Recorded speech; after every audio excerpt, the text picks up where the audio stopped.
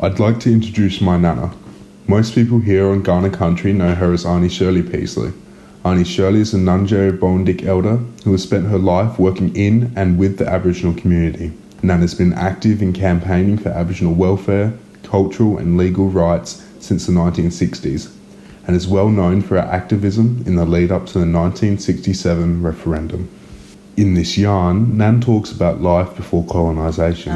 In the country, where people didn't have much say, the law that was created for Aboriginal people after the British came was terrible, and Aboriginal people had no status.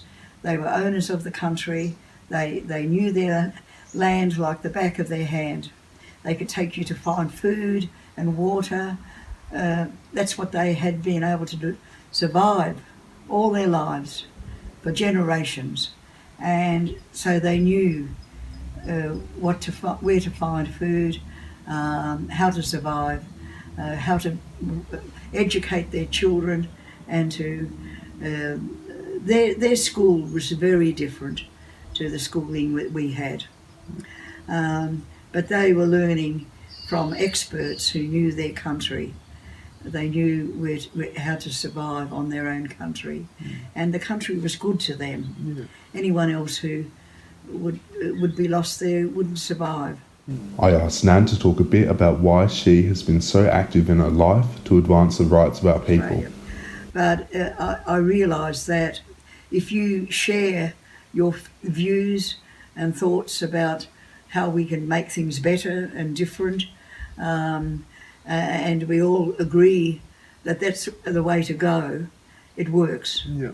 And so I've been very lucky to make friends with people, and I had a high regard for the women of the day, and particularly the elders and the older generation, because they had survived, they had lived through so many things, and it was terribly important for them to be able to talk about what life had how life had changed them, and made them what they had become.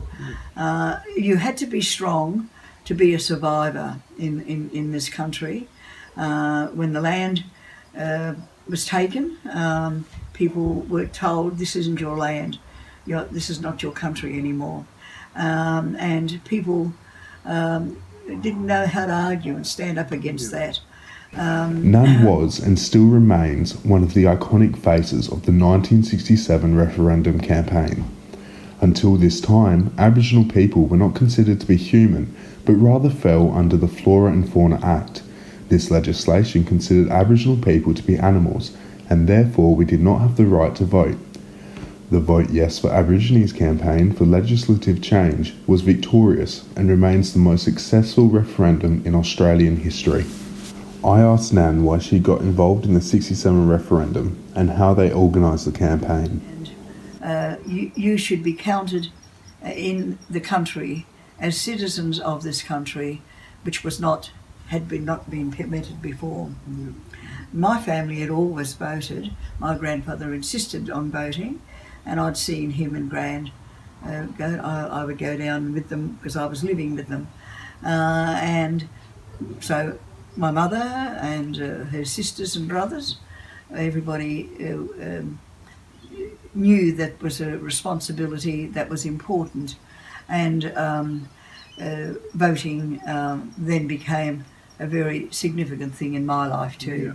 There weren't many women who were encouraged to come forward and speak up and show leadership, but I saw in women the same knowledge and skills that gave me the opportunity to do what I wanted to do, and I saw that in women too. And men, there were lots of men. We were all sitting together talking. We used to meet at people's homes. The gatherings of at homes was with Aunty Maud Tongaree. She was one of the elders who I first met in the 60s, and she always had a number of young people there. She had children of her own, and I think what made the women more able to talk and be heard was we had a wonderful man who became Premier of South Australia. He was Don Dunstan. We didn't only, there was a social life too. It wasn't all about work and hard work, but we were setting ourselves up to hand out how to vote cards on the day, and we're celebrating that coming up. Race fundraising. We Marty Maud would say, well, I'll organise that. We'll get a place, and someone would help us out with funds so that we would be able to get things cheaply, and we'd that would be a fundraiser. We'd have hundreds of people coming, and we'd have these were people. We'd have a meal. We'd have music, entertainment. People would entertain. I used to sing a little bit with the guitar, and my mother used to play the button accordion, and I've still got the button accordion at home. Here, Nan talks about the day of the referendum. Handing out how to vote cards was a wonderful day. It was like the whole world in Australia knew what we were voting for, but they and we were welcomed on the day. It was just like everybody turned out. Thousands and thousands of people turned out in Adelaide, and you meet people. You don't forget a face, but you can't remember everybody's names, and they're all coming up, and everyone's laughing, chatting, embracing each other. It was almost like it was a day that we knew that our world was going to change, and that was quite a thing to happen, because you don't get days like that. But all across Australia, I think the feeling went through the whole country, and that was a day that we could share with people, because we weren't voting alone. Everybody was voting for each other, and so that was a fantastic day. I know we didn't stop after the voting finished. We went on to celebrate while people were counting the vote, but I don't think we were surprised at the number of people who voted for us. And I think that was the biggest tribute we'd been paid in the country since I was born. So my mother felt the same. She was voting.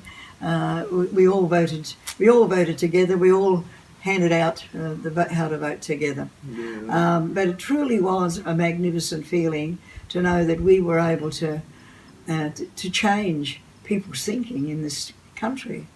It had never been heard of before, and to know that we were doing something that would change our lives too, and it has changed our lives, because we've been able to then set up our own organisations, set up businesses,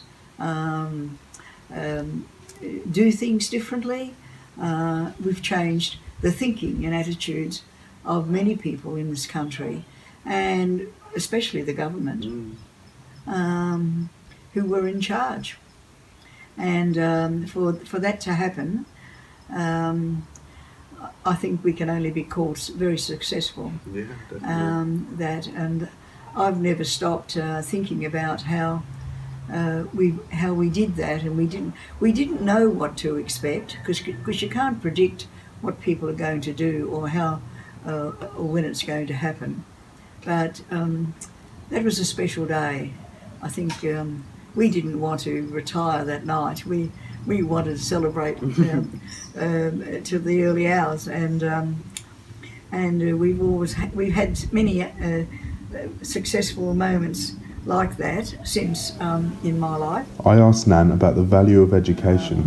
The good thing about when you get an education, you also know that you can use your education to speak up for yourself and tell everyone who you are and what you're going to do with your life.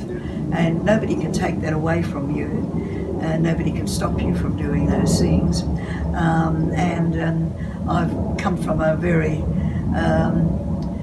family who feels very comfortable about speaking up for themselves. Your education never stops when you're getting an education. It just continues to grow as you continue to know there's more and more to learn. Nan has been involved in the reconciliation movement since its inception. Here she talks about Reconciliation Week. Since then, it's like we've celebrated Reconciliation Day every year, but every day is a day we can do that. We don't have to wait for the time, because it seems to me that whatever we do today, we know that we're not doing it alone as Indigenous people. And so we've actually changed the thinking and the attitudes of many people in this country, and we have a change too in ourselves, because when you've seen what's happened and how that has affected people and how people were divided in those days, we know now that we've been able to, with reconciliation and the many other things which we can celebrate together, we've actually changed. We've seen the world change. And this is her final message for all of us. We have to test the waters, and if you are confident in what you're doing, and you take people with you, you don't know, you can only imagine what a wonderful world we can create. That we're all human. We don't. We have to be able to treat people as we want to be treated, and we'll get that back double, as far as I'm concerned. And that's what's happened to me, and I've wanted my family and all the family to do the same, if you can, because you will be richly rewarded with the relationships that you establish with people. And those relationships, it doesn't matter who they are, they will take you to another place.